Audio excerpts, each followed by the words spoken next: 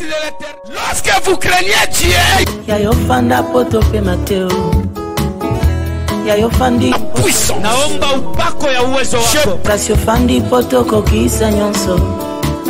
Après avoir tout accompli sur la terre,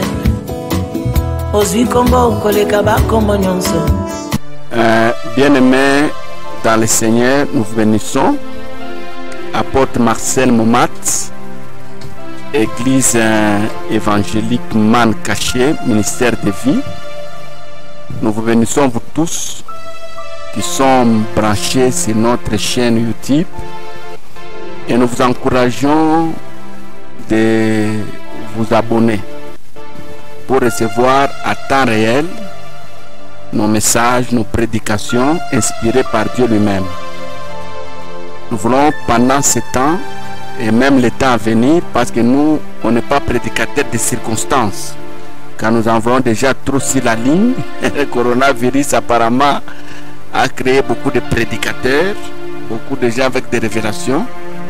Mais nous, nous sommes là toujours avec vous. Nous vous servons déjà dans plusieurs endroits. Mais nous avons estimé bon de créer une chaîne YouTube pour permettre même à ceux qui sont loin de pouvoir recevoir nos prédications inspirées par Dieu. Donc vous pouvez vous abonner.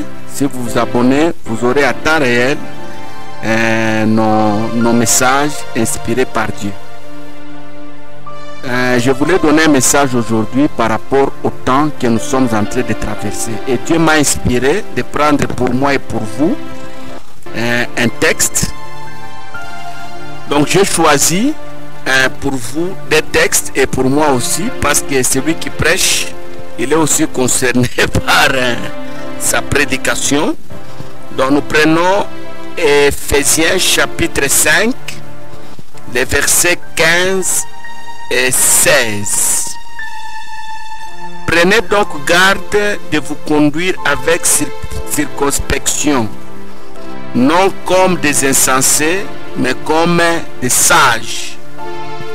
Rachetez le temps, car les jours sont mauvais. Ephésiens chapitre 5, verset 15 et verset 14. Prenez donc garde de vous conduire avec circonspection, ok? Non comme des insensés, mais comme des sages. Rachetez le temps, car les jours sont mauvais. Le deuxième texte, je préfère qu'on le lise directement, c'est 1 Thessaloniciens chapitre 5. Nous lisons les versets 16, les versets 17 et les versets 18. 1 Thessaloniciens chapitre 5, verset 16, verset 17 et verset 18.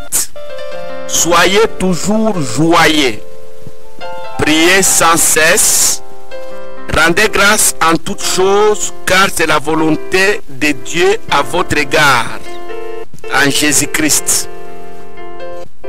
Ok? Rendez grâce à Dieu en toutes choses, car c'est la volonté de Dieu en Jésus-Christ. Que Dieu soit loué. Alors, c'est une exhortation qui va nous aider, nous tous, pendant ce temps où le monde est secoué. Le monde est secoué par ce qu'on a appelé Covid-19. Pourquoi Covid-19? C'est une pandémie qui a commencé en 2019, je crois déjà au mois de décembre. C'était presque le dernier mois de l'année. Lui-même ou elle-même, la pandémie, on l'appelle coronavirus. Donc virus de corona, mais on dit Covid 2019 parce qu'elle a commencé en 2019. Donc 2019 là, c'est l'année de l'apparition, c'est-à-dire avant ce corona, il y a eu d'autres corona qui avaient paru, mais celui-ci, il a apparu en 2019. Mais celui-ci est le plus dangereux parce qu'il a secoué le monde. Il secoue même maintenant le monde Et l'objectif de cette épidémie ou pandémie dans le monde des ténèbres, ça vient secouer l'économie. Vous allez voir après, quand la maladie va disparaître, maintenant l'économie de beaucoup de nations, même de grandes puissances, il y a même de grandes puissances qui risquent de disparaître sur le plan économique. Ils vont prendre le même niveau de classement par rapport à l'économie mondiale. Non seulement cette maladie vient attaquer l'économie mondiale, mais ça vient aussi attaquer l'Église. Quelles que soient les religions, nous voyons que l'Église est secouée. Et ça arrive pendant ce temps, nous sommes dans ce que d'aucuns appellent le temps pascal. Okay? Dans beaucoup des églises, beaucoup de séminaires devaient être organisés, hein? Même si nous pouvons prêcher comme nous prêchons là sur la ligne.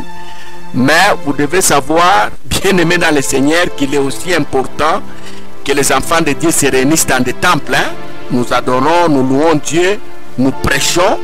Hein? Vous savez, quand nous prêchons comme ça dans l'église, il y a des gens, il y a des questions difficiles où vous pouvez après les quitter voir le pasteur pour qu'il puisse éclairer. Mais avec ces situations, nous prêchons. Parfois, vous n'avez pas le temps de poser vos questions. Parfois, il y a des zones d'ombre. Bien aimé dans le Seigneur, c'est un temps très difficile, très compliqué que nous sommes en train de traverser. Alors, nous, en tant qu'enfants de Dieu, nous savons que le monde appartient à Dieu. Ça, c'est un. Donc, retenez ça. Même si le diable règne dans le monde, mais le monde appartient à Dieu. C'est Dieu qui a fait le monde, c'est Dieu qui a créé le monde. Ici que vous voyez, c'est le Dieu qui l'a créé. Donc le monde appartient à Dieu. Mais dans ce monde ici, il y a le diable qui règne, il y a des occultistes qui travaillent, il y a beaucoup de choses. Vous voyez, depuis un certain temps, le système mondial est en train de changer. Hein? Nous sommes en train de constater le règne du diable. Il y a des histoires qu'on appelle les mariages gays, les homosexuels, les nudistes. Hein? Il y a des choses qu'on ne voyait pas. Maintenant que nous sommes en train de voir comment les gens mangent la chair humaine, comment on tue les gens pour prendre leurs organes, aller les vendre dans des nations. Vous comprenez bien, bien aimé dans le Seigneur, que le monde est vraiment attaqué par le diable. Mais le monde en soi, c'est un monde qui appartient à Dieu. Et dans ce monde ici, nous avons des forces. Il y a la force de Dieu et la force des ténèbres qui se battent chaque jour. Hein? Dans nos familles, dans nos entreprises, vous trouverez toujours ces deux forces-là. Et aujourd'hui, le diable s'arrange pour introduire ces principes, ces idées dans les églises. Il y a des choses que l'église n'agréait pas. Aujourd'hui, il y a certaines églises qui ont commencé à adopter des choses qui provoquent la colère de Dieu. Par exemple, vous allez voir que l'église, certaines églises ont commencé à bénir les mariages des personnes de même sexe. Or, Dieu, ces choses-là, Dieu ne permettait pas. Ok, Dieu n'accepte pas ça, Dieu n'agrée pas ça. Ok. Alors, la deuxième des choses que nous devons savoir, la première, je disais que le monde appartient à Dieu, mais la deuxième des choses, nous devons savoir que dans chaque combat, que depuis que le monde existe, entre Dieu et le diable, il n'y a que Dieu qui sort victorieux. Quelqu'un peut dire Amen? Donc, depuis que le monde est monde, le diable peut utiliser tout ce qu'il utilise comme machination, comme stratégie. Le diable peut faire tout ce qu'il peut faire, mais au finish, c'est Dieu qui remporte. Même quand nous allons dans la Bible, vous avez vu le combat avec Goliath. Dieu est sorti victorieux. Vous avez vu Jésus au désert, lorsque le diable est venu le tenter, le diable a utilisé toutes les machinations, mais Dieu est sorti toujours victorieux. Nous voyons les enfants d'Israël. Ils sont passés par des temps difficiles en Égypte. Ils ont été secoués, bien aimés dans le Seigneur. Ils ont quitté l'Égypte, ils sont allés au désert. Ils sont passés par des moments compliqués. Mais au finish, c'est Dieu qui remporte la victoire. Donc la deuxième des choses que nous voulons savoir, c'est que quel que soit le degré de combat, quels que soient les problèmes dans lesquels nous pouvons passer, retenons que c'est Dieu qui remporte les combats. Donc, le monde, même s'il y a l'influence du diable, même si la Bible dit malheur à la terre, parce que le diable est descendu animé d'une grande colère, nous devons savoir que le monde appartient à Dieu. Le monde n'est pas pour le diable. La deuxième des choses que vous devez savoir, bien aimé dans le Seigneur, quelle que soit la dimension du combat, quel que soit ce que le diable peut se permettre de faire, quel que soit le combat que le diable peut vous mener, hein? Parce que le diable mène le combat contre les individus, Le diable mène les combats contre des institutions. Le diable mène des combats même contre les nations. Hein. Il y a des nations qui sont combattues par le diable. Quels que soient ces combats-là, si Dieu est dans ces combats-là, il n'y a que Dieu qui sort victorieux. Dieu, on ne l'a jamais gagné, on ne l'a jamais battu. La troisième des choses, et j'aimerais me limiter par là avant que je vous donne les messages que j'ai à vous donner. Il y a deux armes plus efficaces que nous devons retenir dans notre prédication d'aujourd'hui. Tout celui qui veut réussir sur cette terre, il a deux choses qu'il doit avoir. Un, il doit avoir la sagesse. Ok? Parce que la Bible dit rachetez le temps car les jours sont mauvais. Mais au début là, on a lu dans le texte, on demande de marcher avec circonspection. Ok? Non pas comme des insensés, mais comme des sages. Donc la première arme de tout celui qui veut triompher sur cette terre, partout, c'est la sagesse. Et la deuxième des choses, c'est la prière. Et ça, nous avons découvert ça dans le deuxième texte que nous avions lu. C'est quoi? C'est 1 Thessaloniciens 5. La Bible nous demande de prier sans cesse. Bien aimé dans le Seigneur, je reprends rapidement ce que j'ai dit tout au début. Quel que soit ce que nous sentons que le diable travaille. Le monde ne lui appartient pas. Le monde appartient à Dieu. Celui qui a un dernier mot sur ce monde, c'est le Dieu créateur. C'est lui qui nous a fait. C'est celui-là qui a un dernier mot. La deuxième des choses, quels que soient les combats que nous subissons, quelles que soient les épidémies, les oppressions, parfois nous sentons la persécution. Même l'église peut être persécutée à un certain moment. Les hommes de Dieu, les injustices que nous subissons, la haine des hommes, bien aimés dans le Seigneur. Quand nous voyons des calamités, quand nous voyons l'église en train de bouger, nous sentons que le diable est en guerre avec nous. Retenons ceci, quelle que soit la dimension du combat, quelle que soit la dimension de la guerre, c'est Dieu qui sort toujours victorieux. Quelqu'un peut dire amen? Donc il n'y a que Dieu qui sort victorieux. Dieu, on ne l'a jamais battu. J'aimerais que tout le monde le sache. Vous travaillez avec des occultistes dans vos gouvernements, vous gérez le pays parfois avec des occultistes, les gens méchants, quel que soit leur nombre, quel que soit leurs moyens.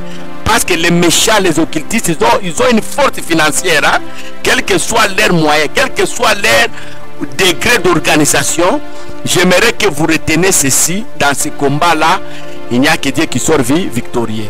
Alors, pendant tout le temps d'agitation mondiale, pendant tout le temps d'agitation dans nos familles, dans nos églises, partout là où nous vivons, il y a des choses qui doivent accompagner toute personne qui veut triompher. Vous voulez vivre, vous voulez gagner, il y a des choses. Nous avons tiré ces deux choses-là dans les deux textes que nous avions lus, Ephésiens chapitre 5. La Bible nous demande de marcher avec circonspection, non pas comme des insensés, mais comme des sages. Donc la première des choses que Dieu nous demande, quelle que soit notre dimension de foi, si nous voulons triompher, c'est marcher avec la sagesse. Et la deuxième des choses, nous l'avons pris dans le livre de 1 Thessaloniciens chapitre 5.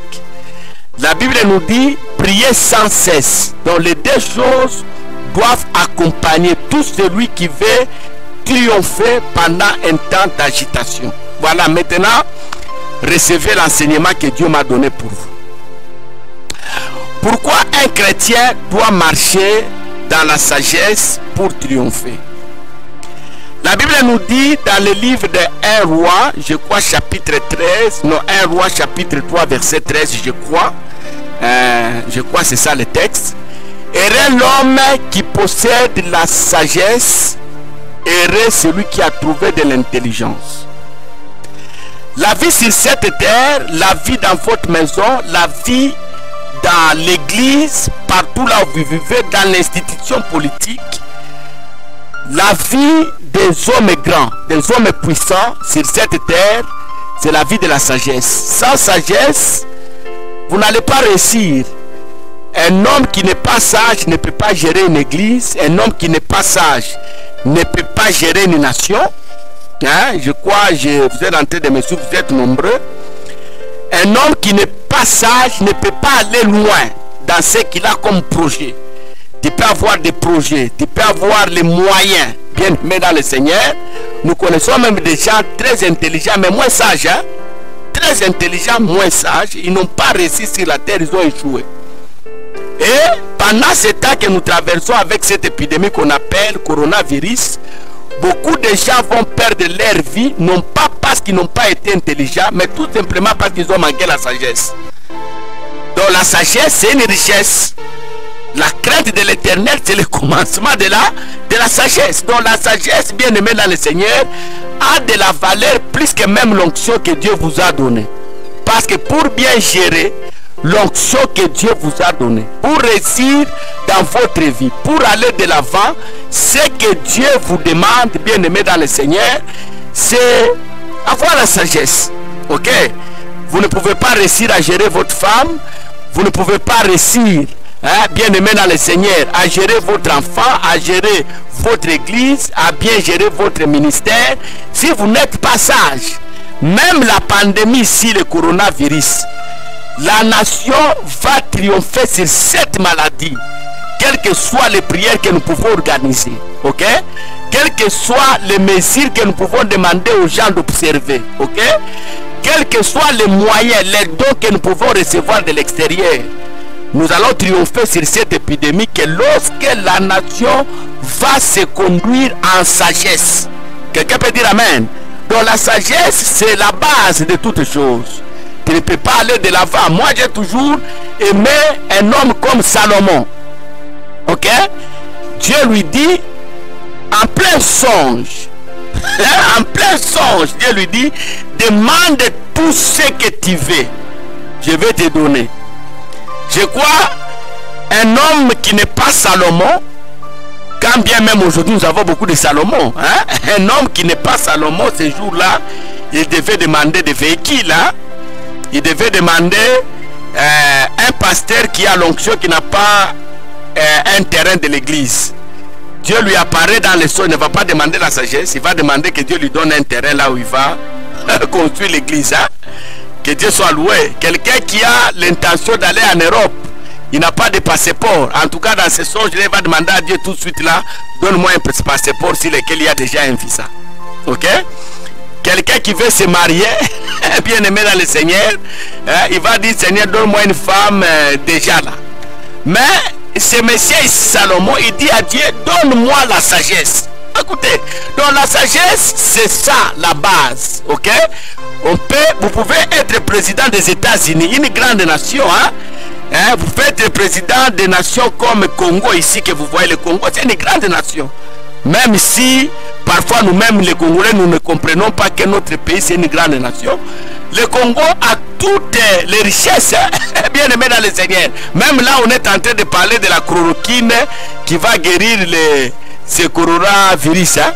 Mais la chloroquine là, mais c'est le Congo ici, avec notre laboratoire Pharmakina du côté de l'Est là. C'est là où on produisait ces médicaments là. Donc, à un certain moment, le Congo, c'est un pays qui sauve le monde. Ok?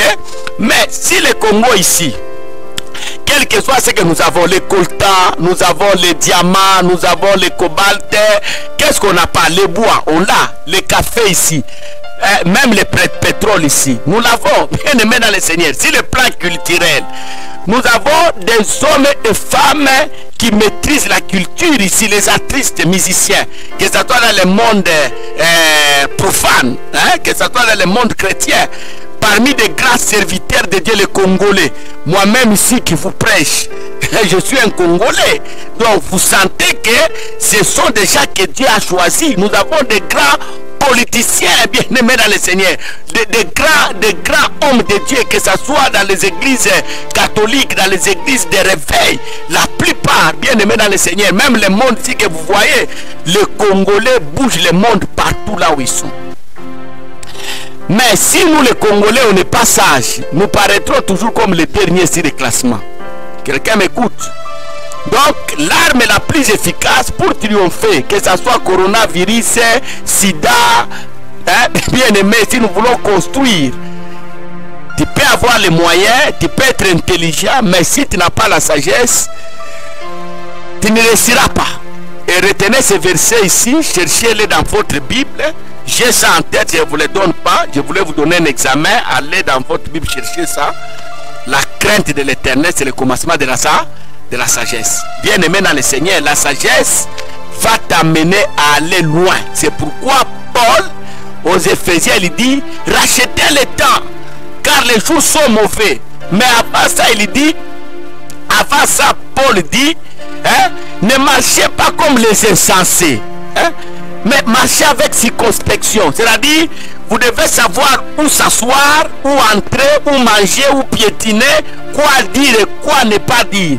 Ne marchez pas comme les insensés, hein, mais marchez comme des hommes, hein, sages. Donc la sagesse, bien aimée dans le Seigneur, c'est quelque chose qui va nous aider à aller de l'avant. Cher homme de Dieu, cher pasteur, bishop, quelle que soit l'appellation que vous voulez qu'on vous donne, hein, pendant ce temps, nous avons besoin des hommes sages, hein, politiciens, quel que soit votre niveau, quel que soit là où vous êtes, nous avons besoin de votre sagesse. Le Congo aujourd'hui, pour quitter dans le gouffre là où le diable nous a mis, nous sommes vraiment dans le gouffre. Le diable nous a bien aimés dans le Seigneur, nous a enterrés. Nous vivons mais enterrés par le diable. Vous comprenez, bien aimés dans le Seigneur, nous pouvons quitter dans les trous là où le diable nous a mis, tout simplement si nous sommes sages. Vous savez, même vous qui avez le pouvoir, vous qui gérez, hein, vous les députés, les ministres, les gouverneurs, les chefs de l'État, du monde et partout là où vous êtes. Si vous êtes sage, vous pouvez conserver votre pouvoir des années, hein, et vous pouvez le conserver. Le problème, c'est la sagesse. Écoutez ce que la Bible nous dit dans les livres des Proverbes. Je crois, le chapitre 14, le verset 1er. La femme sage bâtit sa maison. Donc la sagesse, bien aimé dans le Seigneur, c'est ça la base. L'homme fort, ce n'est pas celui qui a les moyens. L'homme fort, c'est celui qui est sage. Parce que si vous n'êtes pas sage avec vos moyens, vous allez acheter le sida qui va vous tuer vous-même. Hein? Si vous êtes, vous n'êtes pas sage, vous allez même aller chercher le coronavirus là où il est, vous l'amenez chez vous à la maison. J'étais en train de suivre une prophétie qui était sortie l'année passée avec un homme de Dieu par rapport au mois de mars ici. L'année passée, pas de prophéties qui viennent maintenant. L'année passée, il prêchait, je crois c'est un Ivoirien. Il a parlé sur le mois de mars. Écoutez ce qu'il a dit. Le mois de mars, ça sera un mois difficile. Ça va emporter de grandes personnes. Ça va emporter les nations. Ça va emporter les économies du pays. Mais ça sera où Dieu va protéger ses enfants. Et il ajoute, c'est la phrase là qu'il ajoute qui m'impressionne. Il dit, pendant le mois de mars, vous devez être dans un bon endroit et au bon moment. Vous comprenez? C'est-à-dire, même si Dieu peut vous protéger, si au mois de mars vous êtes dans un mauvais, vous êtes à un mauvais moment, ou vous êtes à un mauvais endroit, cette maladie peut faire quoi? Peut vous emporter. Donc ici, la première des choses que je voulais que vous reteniez, bien aimés dans le Seigneur, c'est la sagesse. Quelqu'un peut dire amen? Moi, apôtre Marcel Moumat, le 4e fils de ma famille, j'ai besoin de la sagesse. Moi, apôtre Marcel, représentant légal de ma communauté, j'ai besoin de la sagesse. Moi, apôtre Marcel, quelles que soient les études que j'ai eu à faire, licencié en droit, licencié en théologie, marié, père des enfants, bien aimé dans le Seigneur, avec beaucoup de disciples aux côtés de moi, j'ai eu à former beaucoup de pasteurs, j'ai beaucoup d'anciens, je suis dans beaucoup d'organisations, bien aimé dans le Seigneur. Tout ce que j'ai besoin pour aller de l'avant, c'est la sagesse. Même vous, soyez sages. Vous allez gagner, vous allez triompher, rien ne va vous emporter. Donc la première des choses, bien aimés dans le Seigneur, nous devons être sages pour réussir. La crainte de l'Éternel, c'est le commencement de la sagesse. La deuxième des choses, je vais chuter par là, et ça c'est très important. La Bible nous parle dans le livre de Thessaloniciens, 1 Thessaloniciens, de prier sans cesse. De prier sans cesse. Vous savez, il y a beaucoup de prières que les gens font maintenant que Dieu n'écoute pas. Il y a des gens qui ont commencé à prier à cause du coronavirus. Et quand le coronavirus va s'arrêter, vous allez continuer à prier. Mais je vous dis, il y a des gens qui avaient déjà commencé à prier avant même que le coronavirus ici se signale. Il y a des églises, bien aimées dans le Seigneur, qui veillaient dans des prières. Moi, je me souviens, il y a plus bientôt 3 ans, hein, dans notre église, chaque jour, chaque semaine, c'est 4 jours de prière. 4 jours de prière. Bien aimé, et les versets qu'on donnait là, il y a une maman de l'église qui m'a dit, ah papa, même les versets là que tu donnais pour la prière, pour des méditations, c'est maintenant qu'on comprenait que c'était des versets inspirés. Et il y a même un pasteur qui m'a dit aussi la même chose. Il m'a dit, ah papa, la maladie ici ne me fait pas peur, parce que nous déjà à l'église, on priait pour ça. Mais on était en train d'ingérer des églises ici. 1 mois de prière, hein?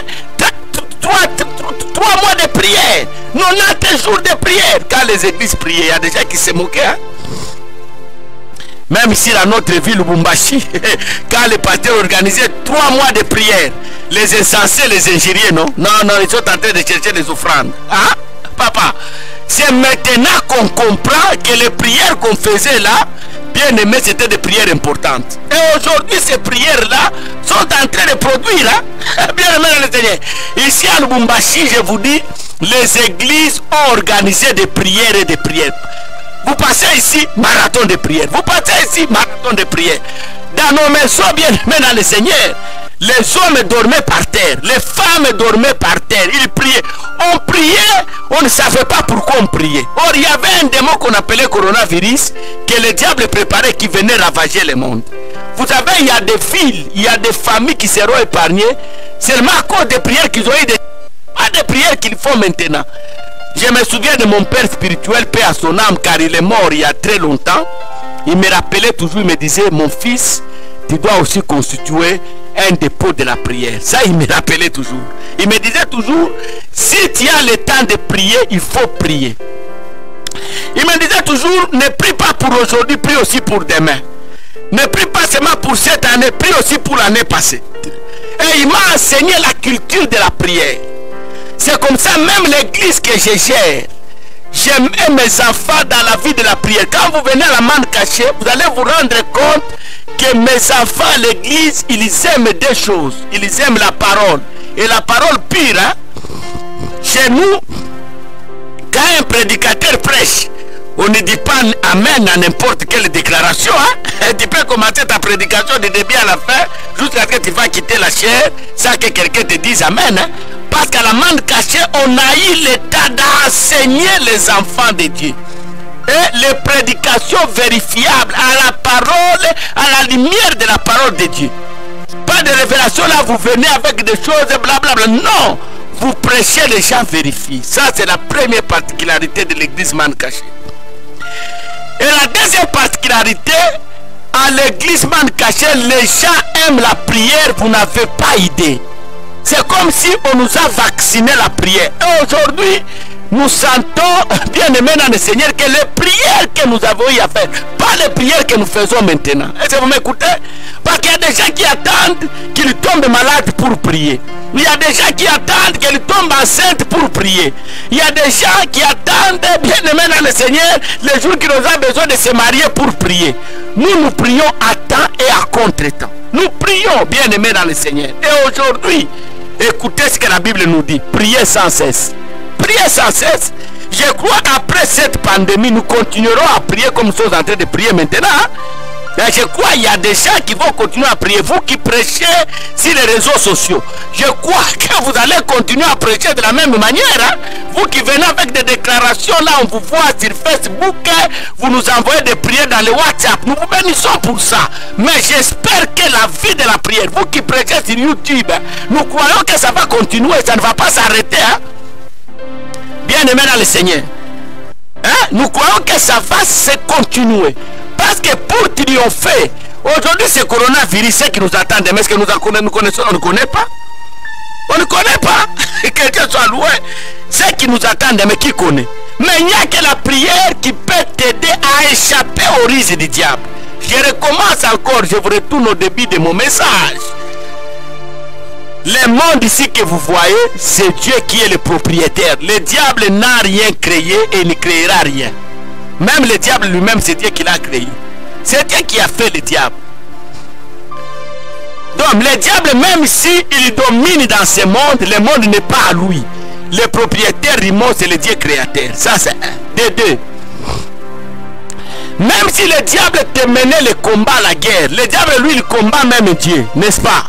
Quand vous lisez la Bible, dit, le diable est votre adversaire. C'est l'adversaire de Dieu. Il le combat. Il a combattu Dieu au ciel. Dieu l'a précipité par terre. Il a combattu Jésus dans le jardin d'Éden. Vous connaissez l'histoire. Il a combattu Jésus même dans le jardin de Gethsemane.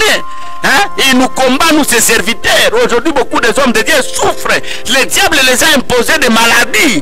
Il a détruit leur mariage. Il a détruit des églises. Il a détruit des nations. Il y a des communautés qui se sont qui ont disparu parce que le diable a travaillé, ok? Il a rendu beaucoup de nos enfants idiots. C'était des enfants intelligents. Aujourd'hui, ils sont des enfants de la rue. Il a amené les divorces dans beaucoup de couples, n'est-ce pas? Mais si vous devez savoir aujourd'hui, quel que soit le combat, la manière dont le diable mène ce combat, retenez qu'il n'a jamais remporté de victoire. Quelqu'un peut dire amen? Il peut vous combattre comme il veut. Il peut vous poursuivre comme il veut. Retenez que le diable n'a jamais gagné de combat. Il ne remportera aucun combat, aucune guerre. Celui qui sort toujours victorieux, c'est qui? C'est Dieu. Amen. Et je voulais vous encourager. Il n'y a pas de combat que vous menez aujourd'hui que Dieu n'avait jamais combattu. Dieu, tous les combats que nous avons, Dieu les avait déjà menés bien avant. Alors, pour arriver maintenant à faire asseoir votre autorité sur le diable, hein, qui vous combat toujours, pour vous arriver à asseoir votre autorité sur les réalités du monde, hein, les choses que nous vivons dans le monde, pour arriver à asseoir votre autorité, écoutez ce que je vais vous dire, bien aimé dans le Seigneur, écoutez ça, pour arriver à asseoir votre autorité, vous avez besoin de deux choses. La première des choses, Ephésiens chapitre 5. Vous prenez à partir du verset 15. La Bible dit, ne marchez pas comme les insensés, mais marchez avec circonspection, c'est-à-dire marchez avec discernement, marchez avec intelligence, marchez avec sagesse. Pourquoi? Parce que le temps est mauvais. Votre sagesse va vous permettre de racheter le temps. Ok? Votre sagesse va vous permettre à sauver votre maison. Votre sagesse va vous aider à sauver votre province. Vous, les gouverneurs que nous avons. Votre sagesse va vous aider à sauver votre pays. Vous, les présidents que nous avons. Votre sagesse va vous aider à sauver votre gouvernement, vous les premiers ministres que nous avons dans le monde. Votre sagesse va vous aider à sauver, bien aimé, vos églises, vos communautés, vous les pasteurs que nous avons dans ce monde. Est-ce que quelqu'un m'écoute? Votre sagesse va vous aider à évoluer dans les affaires. L'argent que vous avez là, vous pouvez encore aller de l'avant, aller très loin si vous êtes sage. Votre sagesse va vous aider à protéger vos fiançailles. Quelqu'un m'écoute? Et la deuxième des choses, priez sans cesse. Sans la prière, nous sommes vulnérables. Sans la prière, nous sommes perméables. Le diable peut entrer dans nos vies quand il veut. À tout moment, il peut entrer. Sans la prière, le diable peut saccager nos vies. Il va détruire nos enfants, nos filles. Le diable va détruire nos fils sans prière.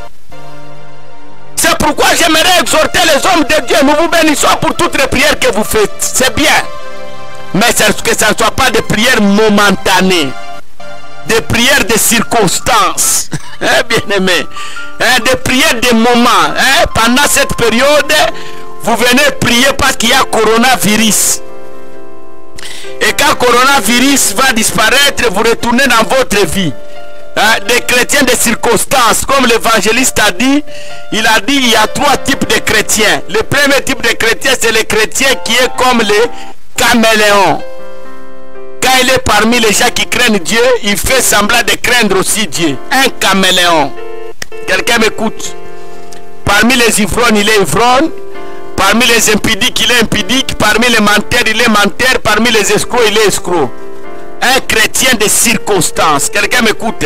Ça, c'est l'évangéliste qui a dit, ce n'est pas moi. Hein? Si vous êtes parmi les ivrognes, vous êtes aussi ivrogne. Le dimanche à l'église, vous êtes chrétien. Ça, c'est le premier type de chrétien. Un mauvais chrétien, celui-là. Un mauvais converti. Deuxième type, selon l'évangéliste, ce sont des chrétiens qui sont comme les serpents. Il devient chrétien, bien aimé dans le Seigneur, quand les problèmes dépassent dans sa vie. Il est chrétien. Quand il est malade, il est chaque fois à l'église. Quand il a des problèmes chez lui, il est chaque fois à l'église. Quand il n'a pas l'argent, il est chaque fois à l'église. Mais quand les choses vont bien, il abandonne la vie de l'église. Ça, c'est un mauvais chrétien, une mauvaise conversion, selon l'évangéliste. Et troisième type de convertis ou de chrétiens, ce sont les chrétiens qui sont comme des chenilles. Ils étaient des chenilles, ils sont devenus des papillons. Il ne rentrera plus chenille. Il a abandonné sa mauvaise vie pour toujours. La vie chrétienne devient une carrière. Voilà comment je m'appelais ça. C'est une carrière. Hein?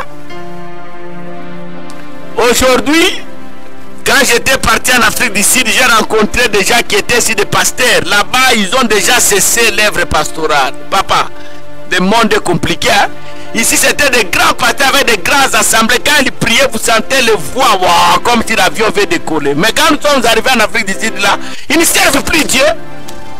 Les chrétiens de circonstances, que Dieu soit loué. Hein? Des chrétiens de circonstances, nous les avons même ici. Avant qu'il ne soit député, ministre, il était chrétien à l'église chaque jour. Mais depuis qu'il est passé député, vous le voyez encore? Vous le voyez où? Un chrétien de circonstances. Voilà, vous pouvez commencer à nous suivre sur notre chaîne YouTube. Nous vous aimons. Nous, c'est l'apôtre Marcel Momat, Église évangélique Man Caché, ministère de vie. Vous pouvez aussi me contacter directement à mon numéro. Hein? Je n'ai pas peur de vous le donner. 099 523 56 56. 099 523 56. Vous l'aurez d'ailleurs sur le bas de notre chaîne. Vous pouvez le prendre. Vodacom 081 815 99 48 et tous mes numéros sont sur WhatsApp. Hein? Mais on peut communiquer en privé. Mais ce qui est mieux pour vous, abonnez-vous. Vous aurez nos prédications à temps réel et les programmes de nos activités. Que Dieu vous bénisse. Qu'il vous bénisse chez vous. Et en tant que prophète, je prie que la maladie n'arrive pas dans votre maison. À cause de vous, si elle était dans votre avenir, qu'elle se déplace au nom de Jésus. Et je crois à ma prière. Avec action de grâce, nous disons Amen. Que le Seigneur vous bénisse.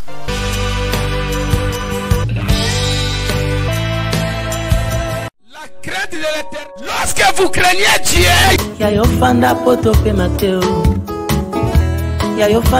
puissant. Naomba upako ya uwezo wako.